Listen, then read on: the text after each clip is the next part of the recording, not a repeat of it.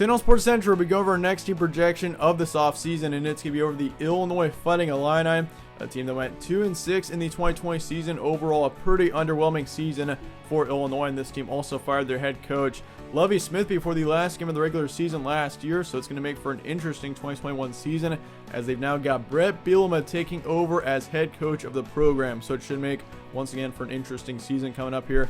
When we go over a few players that this team will be losing, who they're going to be returning, and also looking at their schedule for the first time this offseason, starting out with the previous 6 games for Illinois. And this team, once again, was 2-6 overall.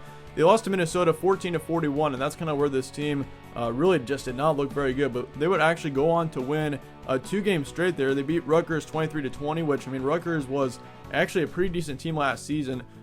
They did also beat Nebraska 41-23 on the road. That was a very impressive win, definitely the best win of the season for Illinois out of those two. But they did lose to Iowa 21-35, lost to Northwestern 10-28, and they also lost to Penn State in their final game of the season 21-56. So overall, it was just a messy season for Illinois. This team just could not get anything together. Like, this team really just did not have a whole lot of chemistry here, because, I mean, obviously they were 2-6, but also just they're just super consistent. Like, they had one really good game against Nebraska, but otherwise, like, this team just did not really have a very good time otherwise. I mean, if you look at the rest of the season, they did keep it within a 2-touchdown game to Iowa, which Iowa was pretty good last season, so that wasn't a terrible loss. But otherwise, for Illinois, this team does have quite a bit of work to do if they're going to be back in a bowl game next season. But the first 4 games, they were 1-3. Last 4 games, they were also 1-3. So this team was pretty consistent with how they were last season.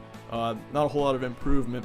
If you look at your roster preview here, they do return their starting quarterback, Brandon Peters. He is coming back for next season. Looking at him last year, I mean, this team was honestly a mess at the quarterback position. They had 3 quarterbacks trading positions. You had Brandon Peters, Isaiah Williams, and Corin Taylor. All 3 quarterbacks of which you threw for right around, I'd say, 400 yards or so.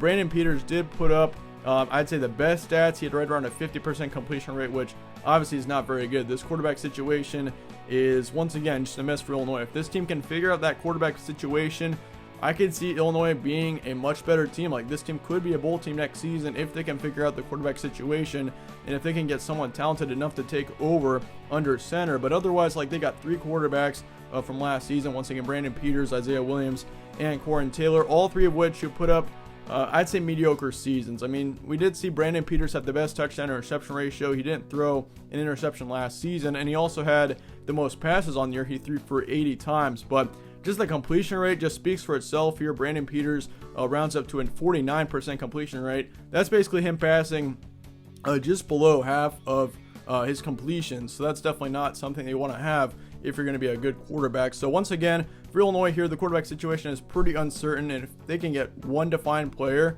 and one player that really can actually play very talented, and one quarterback that's actually an accurate one, we could easily see, I think we could see Illinois make it back to a bowl game. It definitely is possible out of this team.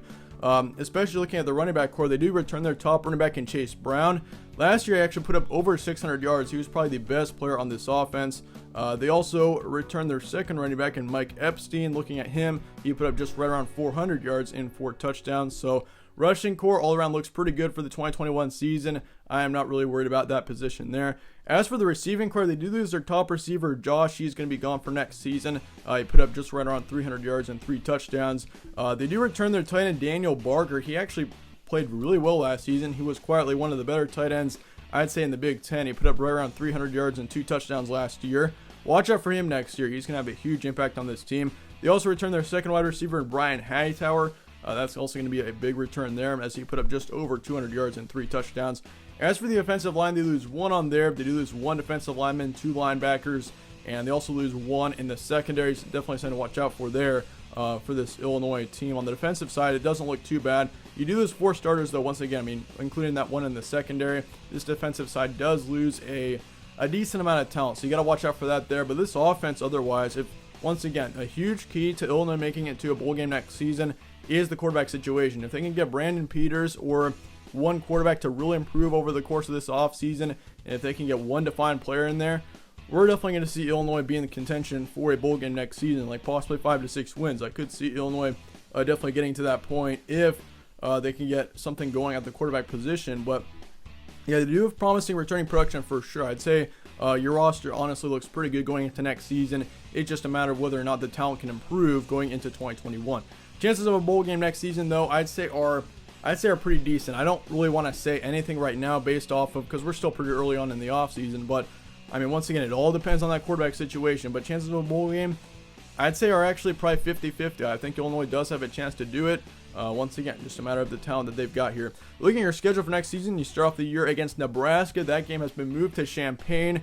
It was supposed to be in Ireland, actually, but it's gotten moved back to Champaign. So you're going to be playing Nebraska in the first game of the season, pretty much in week 0. You got UTSA then in week 1. You got to play them at home, so that should be a win there. You got Virginia on the road, Maryland, Purdue. So really, I mean, you don't really have that easy of a September here. You got to play, of course, your conference game, your first conference game of the season in your first game. And then you got UTSA, of course. That's going to be your one guaranteed win there. And then you got Charlotte. Charlotte's your other non-conference game other than Virginia. That's going to be in October. But then you got Wisconsin on October 9th. You got Penn State on the road after your bye.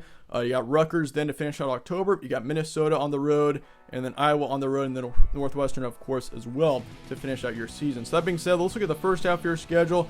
Nebraska is going to be a close one. I don't really want to predict anything there. I could easily see that game going either way. Like, either team could easily win that game. Illinois won it. I think in Nebraska, we saw them get the win like 41-23 last year. So, yeah, there's a good chance that Illinois does get the win there, but I'm going to keep it as a 50-50 game pretty much for now.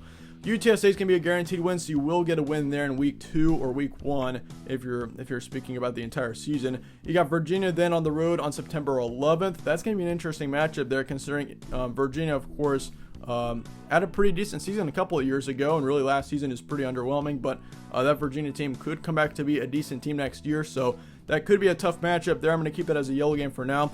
Maryland and Purdue are both going to be close matchups. I'd probably favor Illinois in that Maryland matchup, mainly because it is in Champaign, and also I'm not expecting a whole lot out of Maryland next season, but yeah, that could be an interesting matchup there. Purdue on the road I could also see as a very winnable game for Illinois. So really, the first half of your schedule is actually pretty easy. I'll be honest with you here.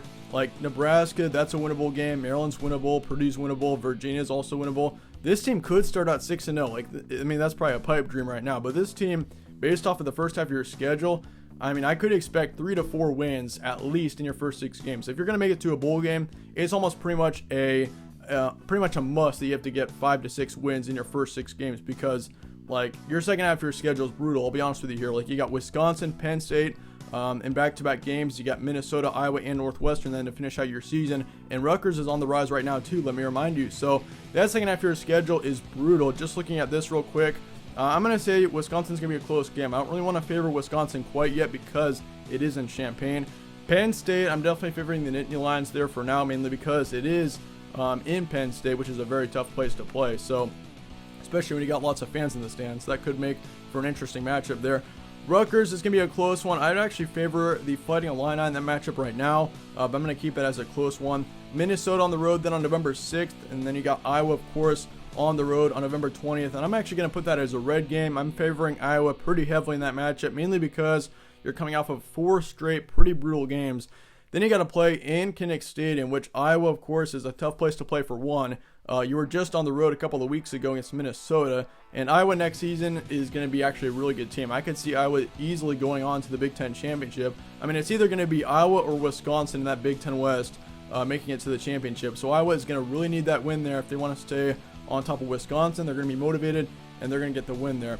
Northwestern, though, I'm going to keep that one as a close one. Northwestern, I think, will decline a bit in the 2020 season. Ceiling for Illinois is going to be 7-5 next season. That's kind of the top as to where I think Illinois could go. I could see this team easily getting to a bowl game, 6 or 7 wins. It definitely is possible for Illinois, especially if you're doing well in the first 6 games. Like, the first 6 games are going to be a huge determiner in how well Illinois does as a team next season. If this team is able to get 4 to 5 wins in the first 6 games, this team should be onto a bowl game. If they get, say, 2 to 3 wins in the first 6 games, this team is more than likely going to probably lose, like, I'll be honest with you, 5 to 6 of their last 6 games. So the first half of the season is going to be a huge telltale sign as to how Illinois is going to do next year. So we're going to have a good idea as to whether or not Illinois is going to make it to a bowl game in the early parts of next season. I can tell you that right now. Projection is going to be 5-7 for Illinois. I've got this team just missing a bowl game, which, I mean, that's pretty unfortunate for you Illinois fans, but they're going to be, I think 5 wins, honestly, is a pretty good season for Illinois in this situation. I think that would be actually a pretty good improvement for Illinois if they could get up to 5 wins. This team, I mean, you got UTSA and Charlotte as guaranteed wins. Otherwise, I mean, I could see this team beating Purdue, Maryland, Rutgers. That probably puts you up to 5 wins if you even get those games. So, yeah, 5-7 is going to be a projected record. The floor is kind of meaning like basically the minimal spot where Illinois could be next season. I'm going to say 3-9 for that. I think Illinois is definitely going to get at least 3 wins next season for sure. I mean, you already got UTSA and Charlotte. So, anyway, that being said, that wraps up my predictions on Illinois. Let me know your thoughts in the comments below on the Fighting Illini. Let me know your record predictions, all of that down in the comments. I appreciate you guys all watching, though. Stay tuned for more from All Sports Central. I'll see you guys all later.